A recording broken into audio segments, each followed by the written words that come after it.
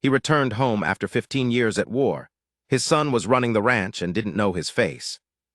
The gate was new. That was the first thing. I'd put in a post and rail gate when the boy was 3 years old, 2 rails painted red because his mother liked red. She'd said the red would be cheerful in winter. She was right about things like that. It was gone now. What stood in its place was a heavy iron swing gate, bolted through a stone pillar I didn't recognize, and the chain on it was padlocked. My own land. I sat the roan on the road for a long minute looking at that gate.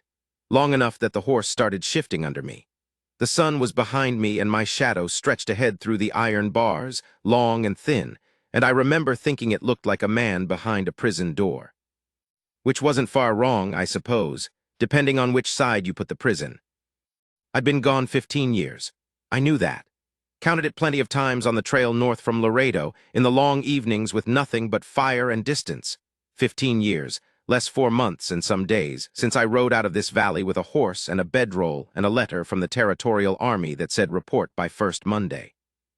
15 years of mostly Mexico, then Texas, then Kansas, then parts of the territory the maps didn't bother to name properly because nobody much cared who owned them and people kept dying over the question anyway. Wars don't end clean. They thin out until there's nobody left who wants to fight, or nobody left at all. And then you ride away from whatever remains and try to remember which direction was home. Caleb would be 19 now. The arithmetic of it had been doing its slow work on me for weeks, ever since I turned the horse north with something like intention for the first time in years. 19, 4 years old when I left. I had no picture of what that looked like. I didn't call out through the gate. I stepped down, wrapped the roan's reins around the top bar, and climbed the gate the way you climb any fence when you've got no key. The iron was cold in my hands. On the other side, I stood a moment in the lane, looking up toward the house, and then I started walking. The house looked the same from a distance. From a distance, most things still do. He was coming out of the barn when I got to the yard. Came out fast, the way a man comes out when he's heard something he doesn't like, a horse on the lane when he wasn't expecting one, a voice, a sound that doesn't fit. He had a Winchester in the crook of his arm, carried easy, and he stopped short when he saw me. We were maybe 30 yards apart. For a count of about 5, neither of us said anything. He was lean, dark-complected from the sun, with the kind of stillness in the face that a man earns from working alone over a long time. His shirt was worn at the elbows. He was carrying the rifle the way a man carries a tool he's used to, not a threat he's prepared, just something in his hand, no different than a hammer. He stood there looking at me, and I stood there looking at him, and what I noticed, what hit me actually low and slow, the way some things do, was that he had his grandfather's jaw. My father, 40 years younger, the same exact set of it. He didn't know me, that was clear. He was looking at a stranger who'd climbed his gate, and his eyes were doing what careful eyes do, reading, counting, deciding. I said, "Caleb." Something moved across his face. Not warmth, more like the thing that happens when a word arrives that you've been expecting and dreading in equal measure, maybe for years. He said, "I know who you are. You're Thomas Aldous Crane. You rode out of this valley in the spring of 1869 when I was 4 years old." He paused. The rifle didn't move. "I know your name, and I know what you look like from a picture my mother had. I don't know what else you are." Fair enough, I thought, fair enough. I told him I wasn't looking for anything in particular. Told him I just wanted to see the place, make sure things were all right. Said I'd sleep in the barn if he'd allow it and be gone by morning if he wanted. He looked at me the way you look at something you're not sure is a threat yet. Long, steady, no hurry to decide. Then he said there was a spare room in the house, and he wasn't about to put his father in the barn like a horse. Said it flat. No softness anywhere in it. Just a fact he'd apparently made up his mind about somewhere in those 30 yards between us. Then he turned and went back inside, and I stood in the yard a moment before I followed. The spare room was his mother's old sewing room. There was still a basket on the shelf with thread in it, dried out to nothing now, and a pair of scissors with a green handle. The quilt on the narrow bed I recognized. She'd made it the winter before I left, from the scraps of a dress that had worn out and pieces of an old shirt of mine. I could still see the shirt in it, a brown plaid, a section of the collar. I sat on the edge of that bed for a long time that first evening and looked at it. Molly Crane ne Forsyth. She'd been dead 11 years, Caleb told me over supper, said it like he was reporting the weather, matter of fact, watching to see what it did to me. fever. He'd been 8 years old. The fever came through the valley that spring and took 3 people, and Molly was one of them. I did the arithmetic lying in the dark. 8 years old, alone on a ranch, with a dead mother and a father gone to the army who'd stopped sending letters by then because the mail service in the territory had gone to hell and half my letters never arrived anyway, and I told myself that for a long time. 8 years old. What that shapes a boy into. What I had to do with the shape of the man now standing in the kitchen of my house making supper. He didn't hate me. I'd steeled myself for hatred on the ride north, prepared for it the way you prepare for a bad crossing. You don't look forward to it, but you know it's coming and you brace. What he had instead was something colder. He didn't hate me the way you can't hate a drought. He just built around the fact of me and kept going. Built up and around and past it, the way you build around a dead tree in a field. You don't pull it out, you just stop expecting anything from it. He'd kept going considerable. The ranch was in better shape than I'd left it. Better, honestly, than I'd ever gotten it. I walked the property the second morning without asking permission and without him offering, just went out early while he was with the horses and walked it, and I kept finding things he'd done. A second well, dug and cased cleanly, about 100 yards closer to the south pasture than the original. The irrigation channel from the creek had been rerouted, cut a new angle that made better use of the fall of the land. The barn roof was new. The north fence line, which had always been the weak one, the one that cost me cattle 2 winters in a row, was rebuilt entirely, new posts, good wire driven true. The cattle were the part that really told it. He had 60 head, maybe a few more, all of them looking well. I'd left 20, and they hadn't been 20 good ones. These were. A man doesn't get from 20 poor cattle to 60 solid ones by accident or luck. He does it by knowing what he's doing year after year, making the right calls about breeding and culling and wintering, and not losing his nerve when things go sideways. Caleb Crane had a gift for this land. The kind of eye that sees what a piece of ground needs before the ground has to tell you. I came back in at midday and he was at the stove. He didn't look up when I came in. I sat down at the table, same 4 chairs. One leg still had the iron brace I'd put on it after it cracked when Molly was pregnant and put the laundry basket on it, and I said he'd done a fine job with the place. He set a plate in front of me, said, "I didn't do it for you." "I know that," I said. "I'm saying it anyway." He sat down across from me, and we ate in the kind of quiet that isn't peaceful, the kind that has things living in it. I don't know why I didn't leave the next morning the way I'd said I would. I'd told myself a week at most. Long enough to see the place, make sure he wasn't in trouble, and then ride on. I had no right to more than that, no standing to ask for it. But the days stacked up, the way days do when you're doing real work. I didn't ask permission to help. I just started finding things that needed doing and doing them. The third morning I was up before him and found a loose hinge on the corral gate and fixed it. That afternoon I cleaned the chimney, which was backing up slightly. I'd noticed it the first night. The day after that I patched a section of the house roof where some shingles had lifted in the last wind. I could see the water stain on the ceiling of the kitchen, and I didn't say anything about it, just went up and fixed it. Small things, the kind of things that accumulate on a working ranch, faster than one man can stay ahead of them. He didn't comment on any of it, not for a while. On about the 6th day, I was replacing the boards on the water tank when he came by with a load of cut wood and stopped. Stood there watching me work for a minute. I kept working. He said, "You know how to do that." I said I'd built the first one. He was quiet a moment, then he went on with the wood. That was most of our conversation for the first 2 weeks. What needed doing, what had been done. The weather. The condition of the south pasture, which was dry but not badly so. The kind of talk 2 men have when they're working together and don't know each other yet, or don't know how to know each other, which isn't the same thing but feels like it. There was a ranch about 2 miles east.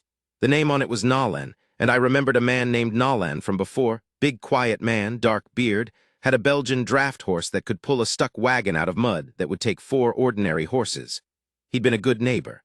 Come over once when my barn caught a corner of fire from a dry summer spark and helped me beat it out before it took the whole thing. We'd shaken hands after, and he'd said something like, "That's what neighbors are for," and gone home, and that was the whole of it. Never asked for anything, never mentioned it again. He was dead. Fever, same as Molly a few years after. Caleb mentioned him once in the first week. The way he mentioned most things, flat, matter of fact, no invitation to dwell. His widow's name was Clara. I met her at the end of that first week. She came by to return a rope puller she'd borrowed from Caleb, a tool for stretching fence wire, a good one, and she'd borrowed it 2 weeks before when her crew was putting in a new section.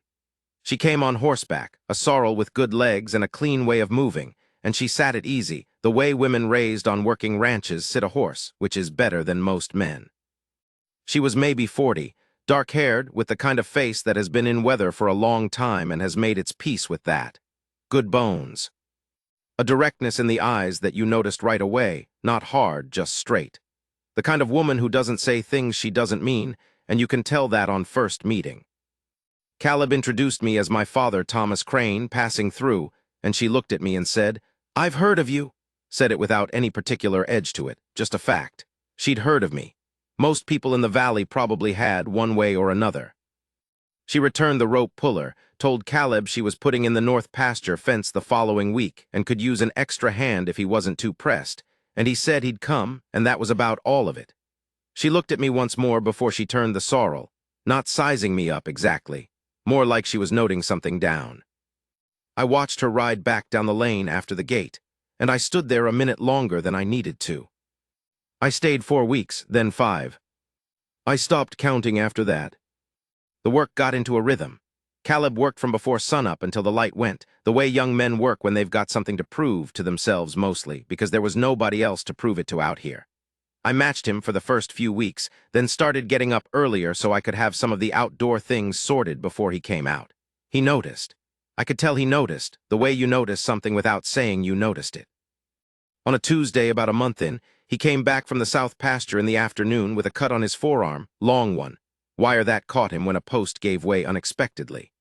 Not serious enough for a doctor, but long enough that it needed cleaning and proper binding, or it would go bad.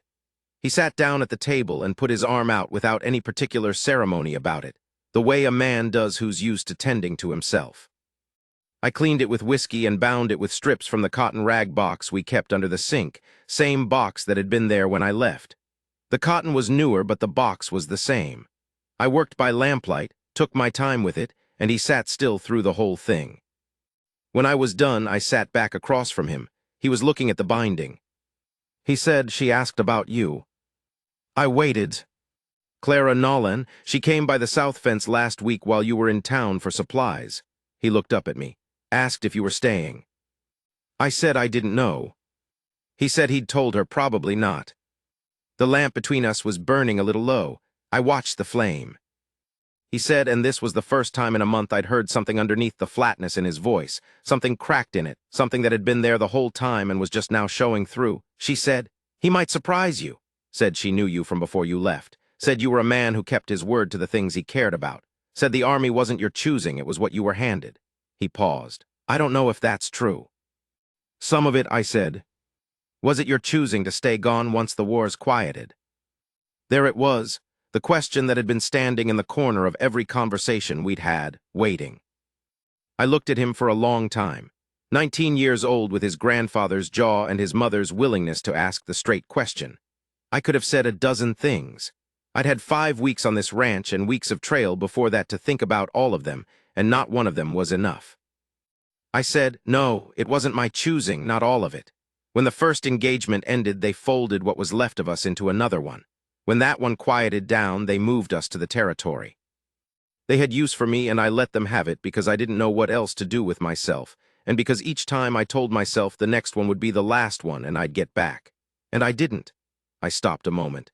I don't have a better explanation than that. I had choices and I made them wrong and I have no way to give you back what that cost. He was very still.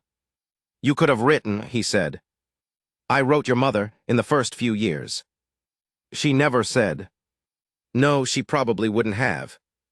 He was quiet. The lamp needed trimming and neither of us moved to do it. She talked about you sometimes, he said. When I was small, the way she talked about you, she wasn't angry, not that I ever saw, sad sometimes, I think, but not angry. He looked at the wick, the thin flame. I used to think I was angry enough for both of us. I think I mostly ran out of it somewhere around 14. I said that was a hard thing to run out of, that it cost something, running out of it that young. He looked at me across the table and did that counting and reading thing he'd been doing since the first day, but different now. Something deciding differently. He said, "You can stay through fall roundup if you want to. I could use another hand." Not forgiveness. I knew the difference and I wasn't going to confuse them. But it was an open door. And from a man who had done everything here behind a closed door for years, an open door was considerable. I said I'd stay. Clara Nolan's north pasture fence was the following Monday. We rode over before sunup, both of us, and she had coffee ready when we arrived, a big pot of it on the camp stove she'd set up near the fence line, which told me she'd been thinking about the work since early morning. We drank it standing in the cold, and then we got to it. She worked alongside us. That was the first thing I noticed. She didn't stand back and give direction. She took a section and worked it, measuring and setting her posts as fast as either of us, maybe faster. She knew how to use a post hole digger in the rocky soil out here, which most people don't, the trick of angling it and reading where the rock is before you hit it rather than after. We worked through the cold of the morning, and the sun came up and started to warm things, and we kept working. Around noon, we broke in the shade of a pair of cottonwoods near the fence line, and she handed around bread and salt pork from a cloth bag. We ate without much conversation. The ranch around us was quiet in the way a well-run place is quiet, not empty quiet, but settled quiet. Cattle calm, horses where they should be, everything attending to itself. Caleb went to check something on the far end of the fence run, and Clara sat down in the shade near me. She had a way of settling into a place. She didn't fuss, didn't make a ceremony of it, just sat down and was there. She looked out at the pasture for a while. She said, without looking at me, "He's been running that place mostly alone since he was 14. He had a foreman your wife took on after you left, older man named Garrett who knew cattle. He quit when Molly died, couldn't see a future in working for a widowed woman and a boy, is what I was told. Caleb never replaced him, just figured it out himself." She paused. "He won't tell you that it was hard." I said I'd seen what it was. She said, "I don't think you've seen all of it." I asked what I was missing. She picked up a piece of dry grass and turned it in her fingers. "The first 2 winters after Molly died, he had trouble with the North Range, the fence you saw, the weak part. Lost cattle 2 years running. He was 10, 11. He spent that winter reading everything your wife had on cattle management, trying to figure out what he was doing wrong. By the 3rd year, he had it sorted." She dropped the grass. "There were men in the valley who offered to buy him out, said the ranch was too much for a boy alone. He told them no and kept at it." I didn't say anything. She looked over at me then. "I'm not telling you this to make you feel bad. I think you feel bad enough and I don't see the use in adding to it. I'm telling you because you need to know what he is, not just what he survived. They're different things." She paused. "He's a good man, one of the best stockmen in the valley already, and he's not 20, and he doesn't know it the way the real ones never do." I said I could see that. She said he needs someone to see it. He's been the only one here a long time. She looked back out at the pasture. "His mother used to say that you were a man who knew the value of things. She said that was what she'd loved about you first, that you could look at a piece of land or a horse or a person and know what they were worth." She was quiet a moment. "She also said that your trouble was you didn't always know your own worth, that you'd ride away from things you'd built because you didn't think you had the right to stay in them." That sat in the air for a while. Caleb was coming back along the fence line. I watched him come, the way he moved over uneven ground, easy, economical, not wasting anything. Clara said quietly before he got to us, "I've been here a long time too. If you're staying, that's all I'm saying." Then she stood up and took her section of the fence and got back to work. We worked through October. Roundup started the 3rd week and went 10 days. Caleb had been planning it since August. I could tell. He had the route mapped in his head, knew which pastures to work in which order, had already thought through the sorting and the culling. He explained it to me one evening the week before like he was explaining it to a hand, not a father, which was probably the right approach. I took his direction on it and didn't offer mine unless he asked, which after the first couple of days he started doing. Not often, but some. We worked a long day in the middle of the roundup, the longest one, maybe 14 hours in the saddle moving cattle over ground that had gone hard and cold, and the wind was up. By evening we were both used up, riding back to the barn in the dark, and I remember looking over at him on that ride. He was ahead of me by a length or two, just his silhouette and the horses, and thinking that this is what I missed. This is the specific thing. Not the ranch, not the land, not even the history of what had happened here. This, riding home from a hard day with my son. At the stockyard at the end of the roundup, the cattle sold well. Better than the year before, he told the buyer, and the buyer looked them over and agreed and didn't try to argue the price down much. When it was done, Caleb shook the man's hand and we walked back to the horses, and he said, not looking at me, "We got them there in better condition. Worked them right this year." It was the first time he'd said we. I don't think he noticed. I noticed. Clara came for supper about a week after roundup. She brought a pie apple from the last of her fall supply, and Caleb had clearly put some thought into the meal, more than is usual. I noticed that. He'd put a cloth on the table, which wasn't his habit, and the plates were the good ones, not the everyday ones. I didn't say anything about any of it. She sat at the table in the chair that had been Molly's, the one that faced the window, the one that got the best light in the evening, and we ate and talked about the things people who live near each other talk about. The cattle price and whether it would hold into winter. The state of the creek, which was lower than it should have been by this point in the season. Whether Hendricks over the mountain was going to sell, and if so, who might buy, and what that would mean for the water rights on the east side. Normal things, the texture of neighboring. I hadn't sat at a table like this in so long that I had to be careful not to show how much I was noticing it. After dinner, Caleb cleaned up. He did it the way he did most things, quietly and without being asked. And then he sat back down, and we stayed at the table for another hour, the three of us. And at some point I realized it had been a long time since I'd sat like this. Since I'd been in a room with people and felt like I belonged to the room rather than just occupied it temporarily. When Clara left, she put her coat on at the door and she looked at me, not at Caleb, specifically at me. She said, "You staying?" I said I thought I was. She said, "Good," and went out. I stood in the open doorway and watched her lantern move down the lane toward the road.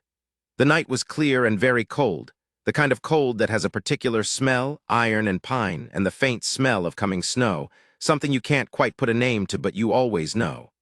I watched her lantern until the dark took it. Behind me, Caleb started on the last of the dishes. I heard the water, the quiet sounds of a man doing a thing he's done 1,000 nights by himself. I stood in the doorway a while longer. There are things that don't announce themselves. Things that just become true while you're standing in a doorway watching a lantern disappear. What I'd been for 15 years, what I'd left, what had grown up here without me. None of it was resolved. Some of it never would be.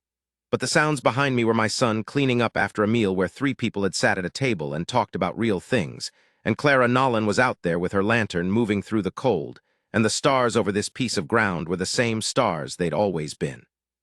I pulled the door closed against the cold and went back inside. The snow came the last week of November. 2 feet in 2 days, the hard driving kind that packs into every gap and crevice and turns the landscape into something that barely resembles what you knew. We spent 3 days sorting cattle out of the lower pasture and into the windbreak, cold, hard, no-nonsense work that didn't leave room for much else. Caleb worked like he always worked, steady and sure, no panic in him when things went sideways. We lost 1 calf, small one that got separated somehow in the first night. Found it frozen in the morning at the base of the east fence. He took it the way a rancher takes losses, not loudly, but it settled on him. He was quiet through most of that day, working through something. I'd seen that before in other men in other hard country. The good ones all have it, that particular quiet when something dies that was in their care. That evening, sorting out the ice in the water troughs, he said, "You knew what to do today." With the herd when they split. I said I'd worked cattle in bad weather enough times to know some things. He said, "I've been doing it wrong. The direction I was pushing them when the weather turns. I was pushing from the wrong end, trying to drive them where I wanted. You came around the side and let them think they were choosing." He paused. "I watched you do it, and I understood what I'd been doing wrong for 2 winters.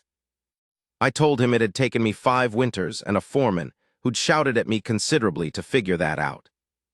He was quiet a moment. Then, "You could teach me the rest of what you know if you're staying." I said I was staying. He nodded the way he nodded when something was settled. Then we finished with the troughs and went inside. Clara.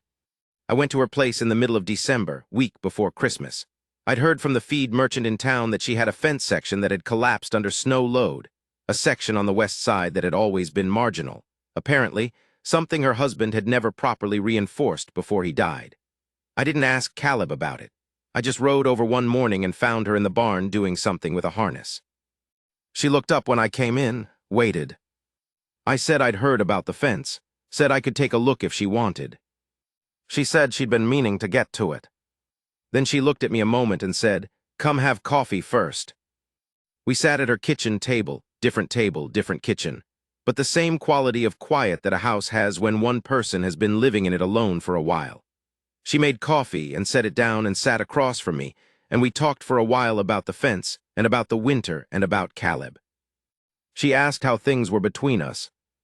I said they were building, slow but building. She said that sounded about right. Said Caleb wasn't a man who rushed anything, which was a quality she admired and also one that took patience from the people around him. I said I had patience for it. Said I had 15 years of having not been here that I was trying to account for, and patience seemed like the least I could manage.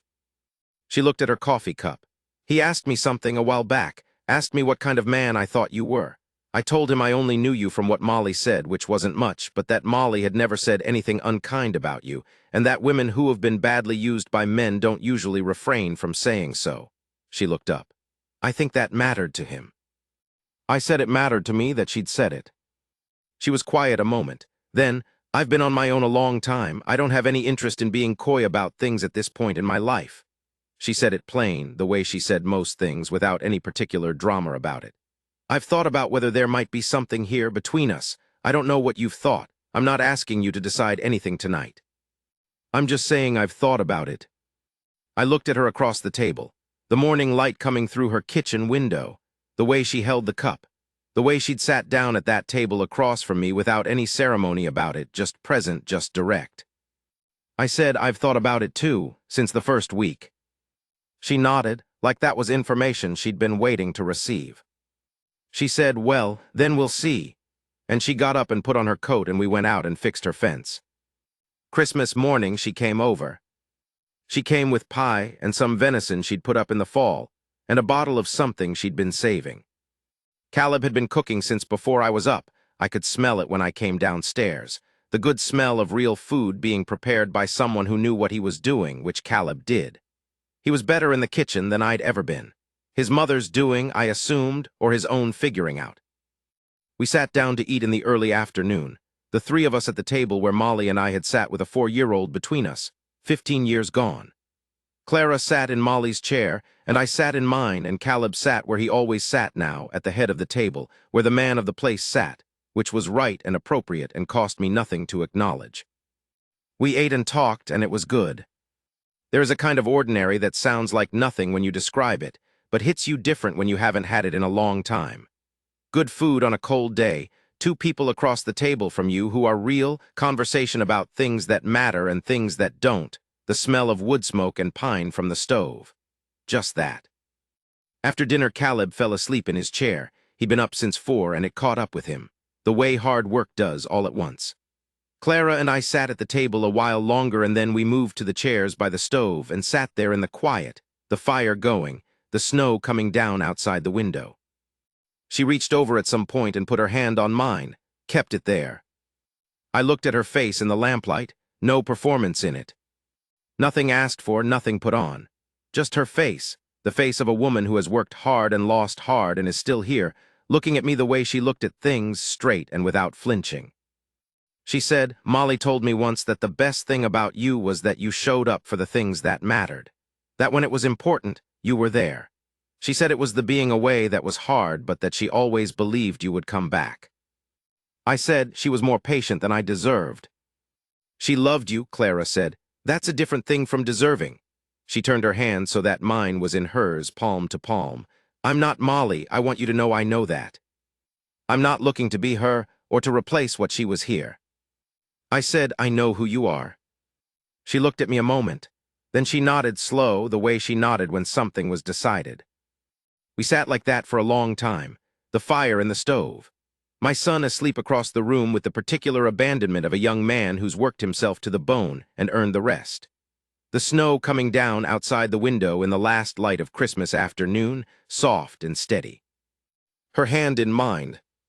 I thought about 15 years, about Mexico and Texas and Kansas and all the nameless territory, all the distance, All the things I'd told myself about why I was still gone. About that iron gate on my own land, padlocked, and my shadow through the bars. About Caleb in the yard with the Winchester and his grandfather's jaw, and a face I hadn't seen in 15 years but knew anyway. Knew it the way you know something you made. About a woman named Molly who'd kept a ranch, so there would be something to come back to and wore herself out doing it. About Clara Nolan, who'd told my son that his father might surprise him. I held onto her hand. There's not much else to say about it.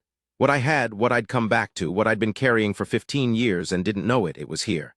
Caleb, asleep in the chair with his feet up. Clara, warm and real and present. The ranch outside, everything my boy had built on top of everything I'd left, standing in the snow. I didn't deserve it, I knew that. But it was here and so was I, and I was staying, and maybe after a long enough time that's what matters. Not what you deserved, what you showed up for when you finally got it right. I held onto her hand, and I didn't let go. I want to go back and tell it right, the way things actually happened, not just the shape of them. The first month is what I need to sit in a while longer, because that's where most of it was decided, even if we didn't know it at the time. The second week I was there, a Thursday, I woke before dawn and couldn't get back under. Lay there in the dark of that sewing room listening to the sounds of the house. The creak the north wall made in cold wind, which I remembered, the tick of the stovepipe cooling down, which I remembered.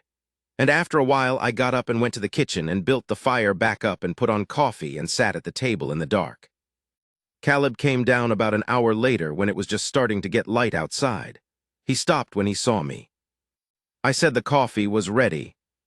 He got a cup and sat down across from me. We sat for a while without talking.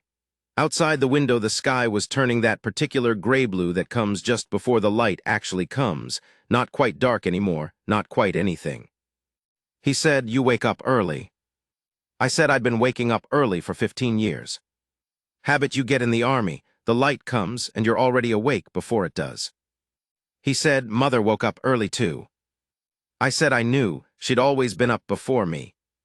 He turned the cup in his hands. She used to sit here in the mornings, same chair you're in. She'd have her coffee and look out the window before the day started. He paused. She said the morning was the part of the day that still belonged to her before everything else got to it. I thought about that. He said, "She talked to you in the mornings, when I got old enough to notice. She'd sit there and I'd hear her talking sometimes, just low, not loud enough to make out. I think she was talking to you." I didn't say anything. I didn't have anything worth saying. He said, "I always thought she was angry that you weren't here, but looking back, I don't think she was. I think she was just waiting." He stopped, seemed to consider whether to go on. Then, "I don't know how to do that, wait for someone, I don't know how she did it." I said his mother had been a more patient person than I'd ever understood when she was alive. Said that was probably one of the things I'd been the slowest to see about her, and it cost me. He looked out the window. The light was coming now, the real light, laying itself flat across the frozen ground out there. He said, "When I was about 10, I went through a period of hating you. Real hate, the kind that takes up space. I used to think about what I'd say to you if you came back. I had it planned out." He paused. By the time I was 14, most of it had gone flat. There's only so long you can stay that angry at something that isn't even there to be angry at. I said I understood that. He said, "I don't know if I forgive you. I want to be honest about that." I said I wasn't asking for it. "I know you're not," he looked at me. "I'm saying it anyway."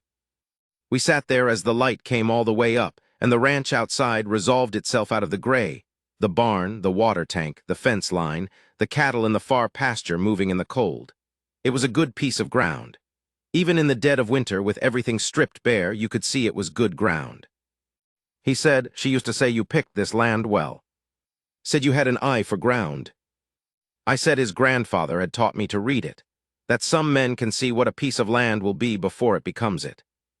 He said, "I think I have that." I said, "I think you do too." Neither of us said anything after that for a while, but something had shifted in the room, slightly, the way temperature shifts. You don't see it happen, but you feel the after. The third week, we had a problem with the south pasture water. The pipe that fed the trough out there had frozen and cracked, an old pipe iron, not the best quality, and it had been waiting to go. We found it in the morning when the cattle were crowding the empty trough. It was a half-day job to fix it right. Dig out the frozen section, cut and replace the cracked piece, repack the insulation around it properly. Cold work on your knees in frozen ground, hands going numb inside the gloves, everything taking twice as long as it should. We worked through it without much talk. There's a kind of work that doesn't need words, the kind where you've both understood the problem and know what to do and you're just doing it. He dug while I cut the old pipe. I fitted the new section while he held the connection. When we packed the insulation back around it, he said, "Hold it there," and I held it while he worked, and when it was done, we stood up and tested it, and it was right. He said, "Good." That was all. We walked back in from the south pasture, both of us cold to the bone, and he made something hot on the stove, and we ate it standing up, not even sitting down, the way you eat when you've worked that hard and you're just trying to get something into you. He said, "You've done pipe work before." I said I'd done most kinds of work before. He said, "Army." I said some of it, some from ranching before the Army. Said I'd worked 2 seasons as a hand up in Wyoming before I came south and found this land. He asked what Wyoming was like. I told him, the cold up there is a different cold from here, wetter, heavier, the kind that gets into your clothes and stays. The country is bigger, more open. You can see storms coming from half a day away, which sounds useful and is. But it also means you watch them coming for half a day, which has its own particular quality. He asked what kinds of cattle. I told him. We talked about cattle for a while, breeds, what works in different country, what the differences were between running a herd in Wyoming and running one here. He knew things. He'd read and thought about it, and he had opinions, not just opinions either, but opinions he could defend with reasons. I pushed back on a couple of them, and he pushed back on my pushing back, and at some point I realized we were just talking, actually talking, not carefully, not around things, just 2 men who knew about cattle and the land talking about those things. It lasted maybe an hour. When we ran out of steam on it, he rinsed out his cup and said he was going to check the north fence before dark and went out. I sat at the table a while longer. That hour might have been the first real conversation we'd had. It felt like something starting. Late November, before the big snow, a Sunday. He came in from church. He'd kept going. Apparently, his mother had taken him as a boy, and he'd kept it up, which I hadn't known and hadn't expected. And he came in, and there was a man with him. Older man, 60 or so, heavy in the chest, red-faced from the cold. Name was Dawes. Dawes had a ranch about 8 miles north. He'd apparently been watching the operation here for some time, in the way people watch things they might want to acquire. He sat down at our table, and I made coffee because there was nothing else to do, and Dawes started in on what amounted to an offer. Not a direct one, the kind that comes in sideways, through talk about how hard it was for a young man to operate alone, how a partnership might make sense, how he had capital and connections at the stockyard that could benefit an operation like this one. I sat and listened. Caleb listened too. He sat across from Dawes with that stillness of his, the rifle way of being, and he let Dawes talk. Let him get all of it out, which took a while, because Dawes was the kind of man who believed that enough words arranged in a certain order would eventually produce the result he wanted. When Dawes finished, Caleb said, "I appreciate you coming out. I'm not looking for a partner." Dawes said something about the difficulty of running this kind of operation alone, and at that point he looked at me and said something about the uncertainty of the current situation here.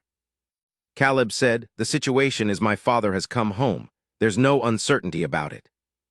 Dawes looked at me, then at Caleb. Then he picked up his hat and said he supposed they'd talk again in the spring, and Caleb said he could if he wanted to, and Dawes went out. We sat there for a moment after. I said I could leave if my being here was complicating things for him. Said I didn't want to make his situation harder. He said, "You're not complicating anything. He's been sniffing around for 3 years. He got up and took the cups to the sink. He thought I was alone here. I'm not anymore. He said it like it was simply true, not like a thing he was deciding or offering, like a thing that already was. I didn't say anything. He rinsed the cups. There were nights when I'd lie in that sewing room and do the accounting, the way you do when everything else is quiet and the dark is just the dark. The accounting went like this, 15 years against whatever was here now. Whatever this was, this careful, difficult, accumulating thing with my son, whatever was building with Clara, The work which was good work, work that mattered to the land and to something beyond just one season. Against that, 15 years of Mexico and Texas and Kansas, of being a useful instrument in other men's plans, of doing what the army wanted because it was easier than deciding what I wanted. Of not writing in the last years, because the letters seemed to get there less and less. And after a while I told myself they probably didn't need to hear from me anymore, which was the kind of lie you tell yourself when you're afraid of what the truth sounds like. Molly was dead. I could not account for that. I had no number to put on it, no way to set it against anything else and make the ledger work. She'd kept this place, worn herself out keeping it, died at what, 32? 33. Of a fever that came through in spring and took her in a week, and I hadn't been here. My boy had been 8 years old and buried his mother by himself. I lay in the dark and let that sit on me the way it needed to sit. In the army, there's a thing they call accounting for the dead. After an engagement, you go through and you count who's missing, who's wounded, who's gone. You do it carefully because it matters that you do it right, and because the men who aren't on the list deserve to have their names on the list. I'd done it enough times. I did it now with my own dead and my own missing. What I arrived at in the dark of that room was something like this. The dead were dead, and the missing years were missing, and none of it could be put back. But Caleb was 19 years old, and we had maybe 40 years left between us if the world treated us reasonably, and that was not nothing. That was considerable. Clara was 40 and had half her life ahead of her, and she had looked at me and said she'd thought about it, which was the most direct thing any woman had said to me in 15 years of army living. What I had was what was here. I'd been a man who kept walking because I didn't think I had the right to stay. Molly had seen it. Clara apparently had some version of the same read on me. I lay in the dark of Molly's sewing room under Molly's quilt, and I thought about what it would mean to simply be a man who stayed. It was a strange thought, like a word in a language you know but haven't spoken in a long time.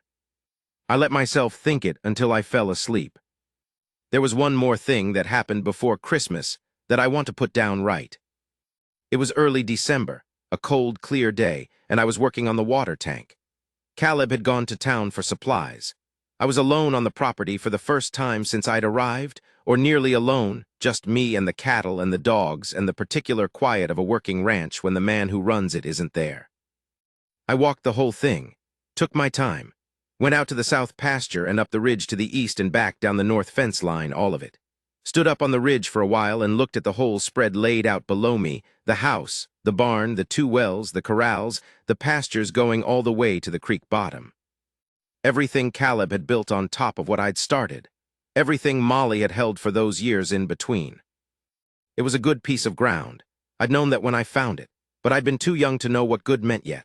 Looking at it now, after all the country I'd seen, all the worn-out range and the overgrazed flats and the marginal landmen had burned themselves out trying to make into something it wasn't, looking at it now I could see what it was. Rich bottomland, good elevation, the creek reliable, the pastures deep. A place that would take care of you if you took care of it. Caleb had taken care of it. I stood up there on the ridge for a long time. The wind came off the mountains to the west, and it was clean and cold and smelled like everything it had crossed getting here. I put my hands in my coat pockets, and I looked at the house and the barn and the smoke coming from the chimney I'd cleaned. I thought, this is mine. Not the way a man thinks a thing is his because he owns the deed. The other way. The way a man knows something belongs to him because he belongs to it, because his work is in it and his people are in it, and walking away from it was the wrong call, and he knows that now in a way he didn't know it when he was young and foolish, and thought the horizon was always more interesting than where he was standing. This was mine, and I was staying. I came down off the ridge and went back to the water tank and got back to work, and when Caleb came back from town in the afternoon, I helped him unload the wagon and we put the supplies away, and he made coffee, and I didn't say anything about what I'd decided up on that ridge. It didn't need saying. It was already true. January went hard. The cold that came down in the second week was the worst kind, not the dramatic cold of a blizzard, which at least has weather to fight, but the still, dry, iron cold that just sits on everything and refuses to move. 15 below at night, single digits in the daytime. The kind of cold where you check on the cattle twice because you don't trust the first check, and you wrap the pipes even knowing some of them will freeze anyway. And you sleep in your clothes because the fire in the bedroom can only do so much against that kind of dark. We lost 2 cattle that January. Both of them older animals that had been marginal going into winter, and Caleb had told me about them in October, had pointed them out during roundup and said he wasn't sure they'd make it through. He'd been right. He usually was. Each one he took quiet, that stillness. I watched him over those weeks in January, and I started to understand something about how he'd built what he'd built here.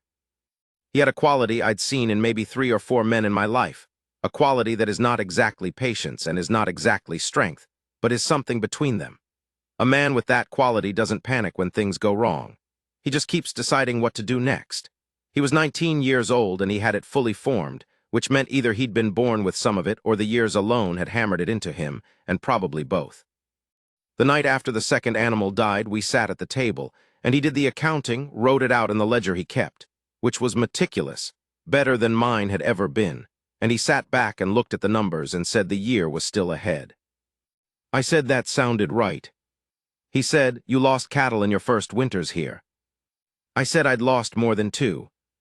He said, "Mother told me. She said you took it hard, said you'd go quiet for days." I told him that was accurate. He said, "I used to. First couple of years after she died, when something went wrong out here, he stopped, started again. There was nobody to tell about it. That was the part that was hard, not the loss exactly, the not telling anybody." I understood that. In 15 years of Army life, that was one of the things you felt most, the accumulation of things you couldn't tell anybody. Not because they were secret, just because there was nobody to tell them to. I said, "You can tell me now." He looked at me across the table, then he looked back down at the ledger. He said, "Yeah, quiet, I know that." He didn't say anything else about it. He closed the ledger and went to bed, but something had eased very slightly in the room, the way temperature eases. February was the turning month. The cold broke in the 3rd week, not all at once but in degrees, the way the worst cold breaks, a little less hard each morning, the cattle looking up instead of hunkered, the water in the troughs taking longer to freeze. By the end of February, there were days that felt almost like something. Not spring, not yet, but the suggestion of it. Caleb started talking about spring planting, about the section of south pasture he wanted to put into hay this year, how he was thinking about rotating the herd to give the east pasture a rest. He talked about it the way he talked about cattle, with reasons, with the logic of long observation behind it. He'd been watching this land for years, noticing things, keeping it in his head or in the ledger.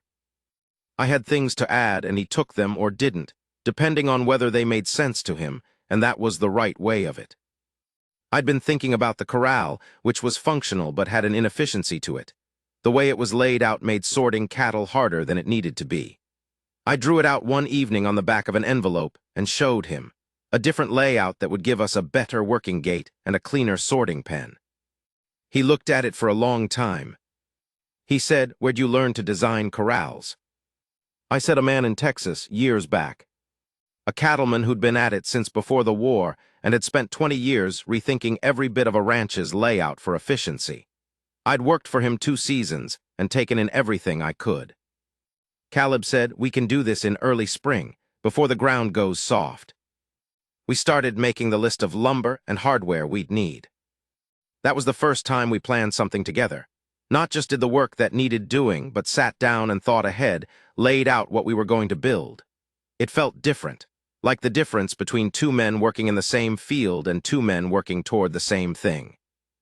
Clara came by one afternoon that week and found us at the table with the diagram and the list, and she sat down and looked at it. She said the new gate placement made sense. Said she'd done something similar on her east corral 2 years back, and it had made the fall sorting considerably easier. She and Caleb talked through the details for a while, and I sat back and listened to them. 2 people who knew this land and this kind of work, talking about it seriously. At one point, she looked up from the diagram and caught me watching them. She said, "What?" I said nothing, said it looked right. She held my eyes a moment, something in hers that was warm and a little amused and entirely direct. Then she looked back down at the diagram. After she left, Caleb said, "She's a good person." I said I knew that. He said she looked after me some after Mother died. Not in a she didn't try to take over, she just checked in, brought food sometimes.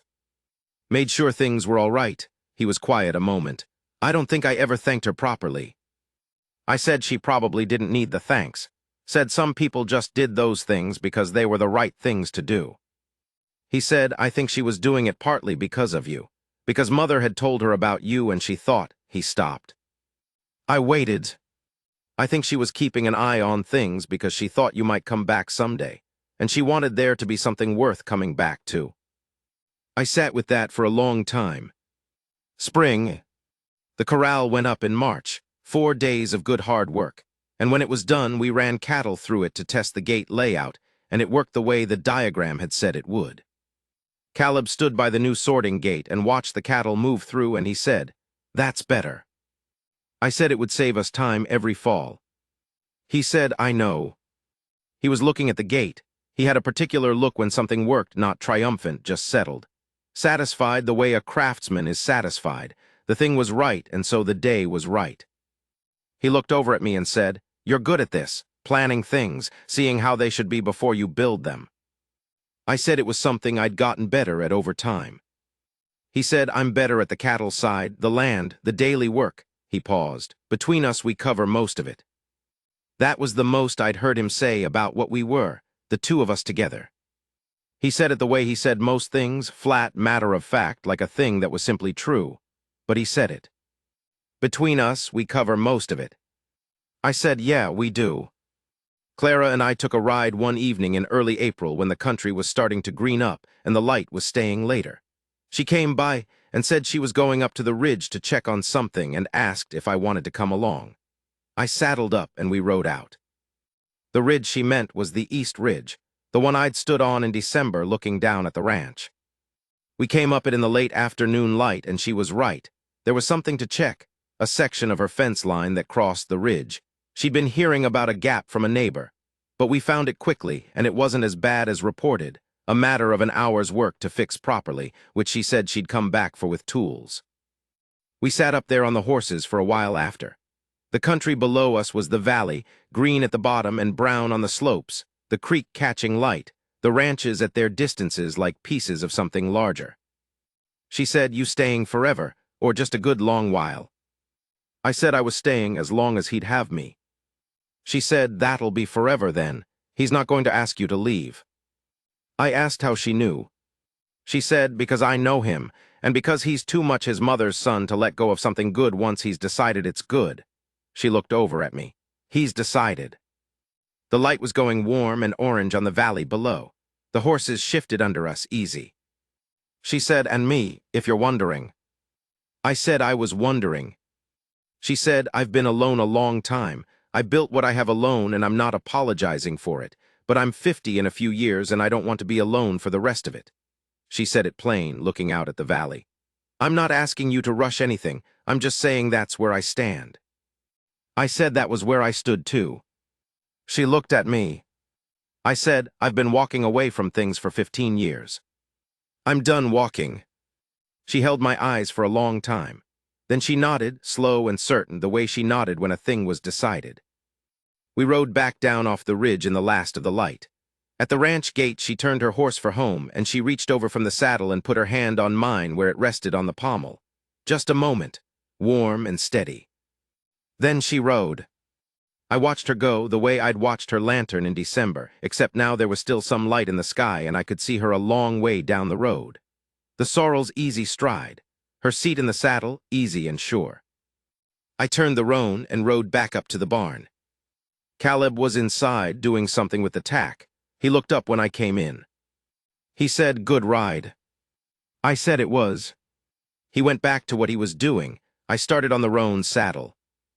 We worked in the quiet of the barn in the last light, the horses breathing around us, the smell of hay and leather and horse, which is the smell of a working ranch the world over, which is the smell of a thing going right. My son 3 feet away doing his work. I did mine.